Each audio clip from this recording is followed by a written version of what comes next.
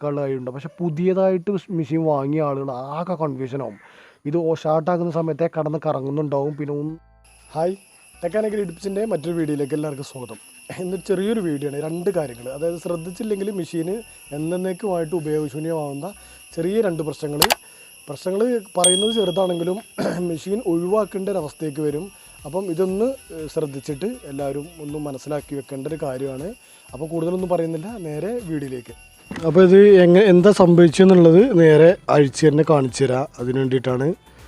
അപ്പം ഇത് ചെയ്യുന്ന സമയത്ത് നമ്മൾ അഴിറ്റ് ചെയ്യുന്നുണ്ട്, എല്ലാം ചെയ്യുന്നുണ്ട്.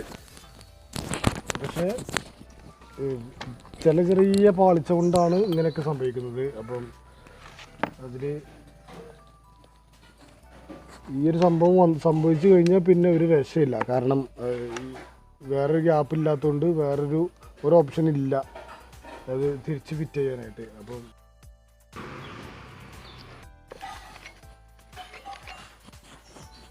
പറഞ്ഞു വന്നത് നമ്മുടെ ഇഗ്നീഷ്യൻ കോയിൽ ഫിറ്റ് ചെയ്യുന്ന സമയത്ത് സംഭവിച്ച ഒരു പാളിച്ചയാണ് പറയുന്നത്.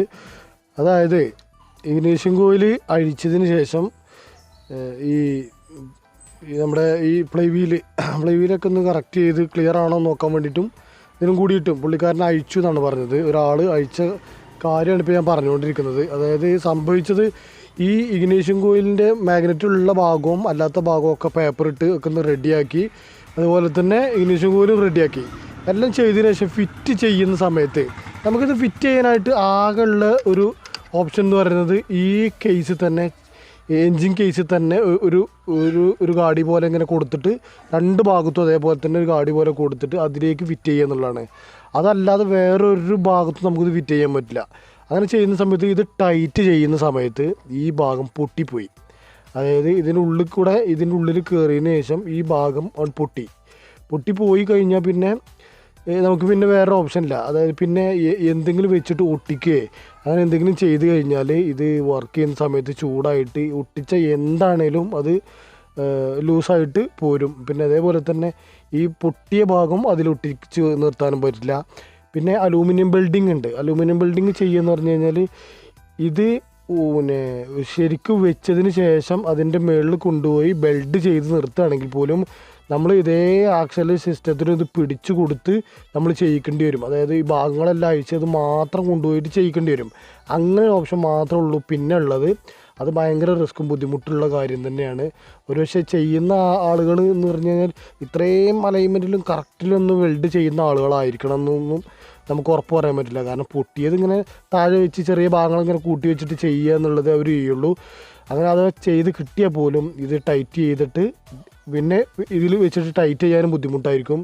അപ്പോൾ ഈ ഭാഗം ശ്രദ്ധിക്കാൻ വേണ്ടിയിട്ടാണ് ഒന്ന് ഞാൻ പറഞ്ഞത്. അലൈൻമെൻറ്റ് പോയതോ അല്ലെങ്കിൽ നമ്മൾ ഇഗ്നീഷ്യൻ കോയിൽ മാറ്റുക എന്ത് ചെയ്യുകയാണെങ്കിലും ഫിറ്റ് ചെയ്യുന്ന സമയത്ത് ഒരു ഫസ്റ്റ് ടേക്കിലുള്ള ഒരു ടൈറ്റിങ് ഉണ്ട്. അതായത് നമ്മൾ ഇങ്ങനെ തിരിക്കുന്ന സമയത്ത് ഒരു തിരിച്ച് ടൈറ്റാക്കി പിന്നെ ഒരു ടേണിങ്ങിൽ ഒരു ടൈറ്റ് ഉണ്ട്, അതിലവിടെ നിർത്തിക്കണം. കൂടുതലായിട്ട് ടൈറ്റ് ആവണം എന്ന് ഓർത്തിട്ട് ടൈറ്റാക്കി കഴിഞ്ഞാൽ അങ്ങനെ പ്രശ്നമുണ്ട്. അത് ഒന്ന് ഓർമ്മിപ്പിക്കാൻ വേണ്ടിയിട്ടാണ്. രണ്ടാമത്തെ കാര്യം എന്ന് പറഞ്ഞാൽ നമ്മൾ വർക്ക് ചെയ്യുന്ന സമയത്ത് ഭയങ്കരമായിട്ട് സൗണ്ട് ഉണ്ടെന്ന് പറയും. അത് സ്റ്റാർട്ട് ചെയ്യുന്ന സമയത്ത് മുന്നിൽ ബ്ലേഡോ അല്ലെങ്കിൽ ഡ്രമ്മർ സെറ്റോ ആണെങ്കിൽ കറങ്ങുന്നുണ്ടെന്ന് ഒരു പരാതി. അങ്ങനെ ചെയ്തുകൊണ്ടിരിക്കുന്ന സമയത്ത് ഒരുപാട് സമയം ഈ ഭാഗത്തുനിന്ന് ഒരു സൗണ്ട് കേട്ടു. ബാക്കിൽ നിന്നാണോ മുന്നിൽ നിന്നാണോ ഇവിടുന്നാണോ ഒന്നും അറിയാതെ വർക്ക് ചെയ്തുകൊണ്ടിരുന്നു. വർക്ക് ചെയ്യുന്ന സമയത്ത് സംഭവിച്ചത് എന്താണെന്ന് വെച്ച് കഴിഞ്ഞാൽ ഭാഗത്തേക്കുള്ളത് നമ്മുടെ ഈ 2 പോർഷനും കൂടിയാണ് ഇതിനുള്ളിലുള്ളത്. അല്ല, ഒന്നിൽ ക്ലച്ചും ഡ്രമ്മും കൂടിയാണ് നിൽക്കുന്നത്. ആ ഡ്രമ്മിൻ്റെ ഭാഗത്തിന് വലിയ പ്രശ്നങ്ങളൊന്നും കാണില്ല. പിന്നെ പക്ഷേ ക്ലച്ചിൻ്റെ ഭാഗത്ത് വലിയ പ്രശ്നമുള്ളത് കൊണ്ടാണ് ഈ സൗണ്ട് ഉണ്ടാകുന്നത്. അതായത് അതിൻ്റെ സ്പ്രിങ് പോയി കാണും. സ്പ്രിങ് പൊട്ടിയത് ഏതാണ്ട് എങ്ങനെ ഉണ്ടാവുക എന്നുള്ളത് കാണിച്ചു തരാം.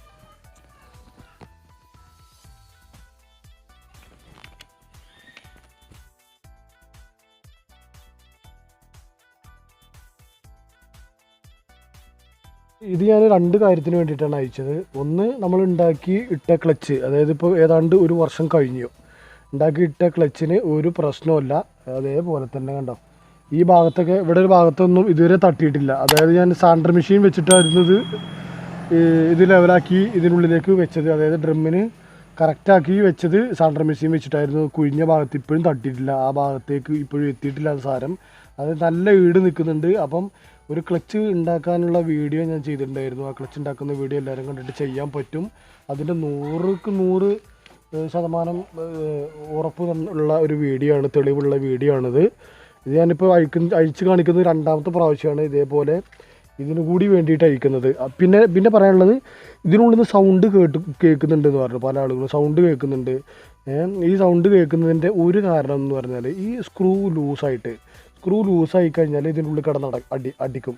അതായത് നല്ല RPM കറങ്ങുന്നൊരു സാധനം ഇതിന് ഇങ്ങനെ ബാക്കിലേക്ക് പോകാനുള്ള ടെൻഡൻസി ഇതിൻ്റെ ഈ സ്ക്രൂ ഉള്ളതിൻ്റെ നേരെ ഓപ്പോസിറ്റുള്ള ഭാഗം ഇങ്ങനെ വികസിക്കും. ഈ ഭാഗത്ത് ഈ സ്ക്രൂ ഉള്ളതിൻ്റെ നേരെ ഓപ്പോസിറ്റ് ഭാഗം ഇങ്ങനെ വികസിക്കും. ഈ വികസിക്കുന്നതിൻ്റെ ഇടയിൽ ഇത് വികസിക്കുമ്പോഴാണ് നമ്മുടെ ഈ ഡ്രമ്മിൽ തട്ടിയിട്ട് ഇത് കറങ്ങുന്നത്.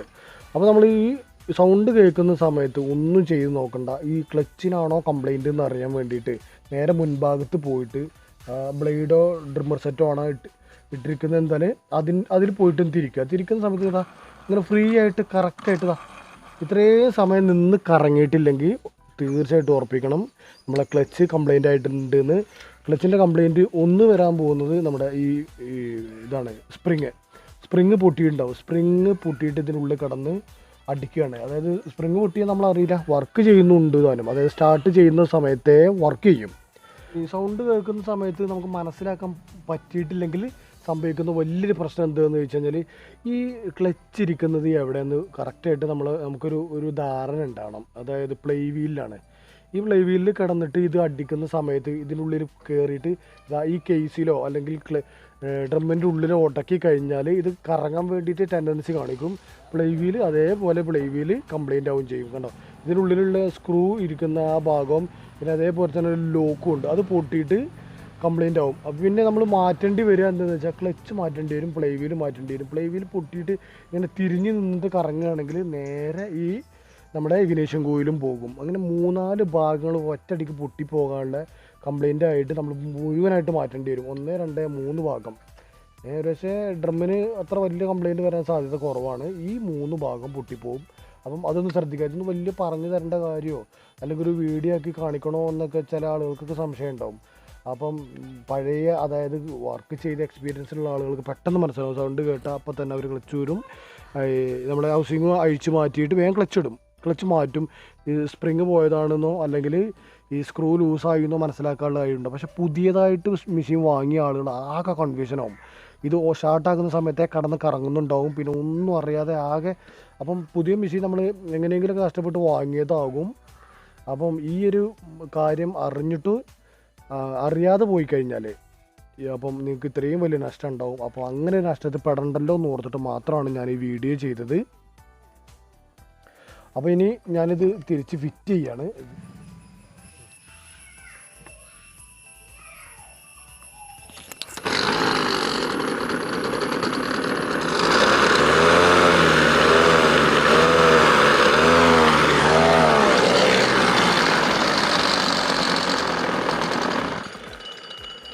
ഇപ്പോൾ ചെയ്തത് ചെറിയൊരു വീഡിയോ ആണെങ്കിലും നിങ്ങൾക്ക് ഉപകാരപ്പെടട്ടെ എന്ന് ഓർത്തിട്ടാണ്. ശ്രദ്ധയിൽപ്പെട്ടത് കാണിച്ചു എന്നേ ഉള്ളൂ. കാര്യമായി ഒന്നുമില്ല എന്ന് എനിക്കറിയാം, എങ്കിലും വലിയ നഷ്ടങ്ങൾ വരാതിരിക്കാൻ വേണ്ടിയിട്ടുള്ള ഒരു വീഡിയോ ആയിരുന്നു ഇത്. വീഡിയോ എല്ലാവർക്കും ഇഷ്ടപ്പെട്ടു എന്ന് കരുതുന്നു. ഇഷ്ടപ്പെട്ടാൽ എല്ലാവരും ലൈക്ക് ചെയ്യുക, കമൻറ്റ് ചെയ്യുക, ഷെയർ ചെയ്യുക. സബ്സ്ക്രൈബ് ചെയ്യാതെ കാണുന്നവർ സബ്സ്ക്രൈബ് കൂടി ചെയ്യുക. അടുത്തൊരു വീഡിയോ കണ്ടുമുട്ടും വരെ ബൈ.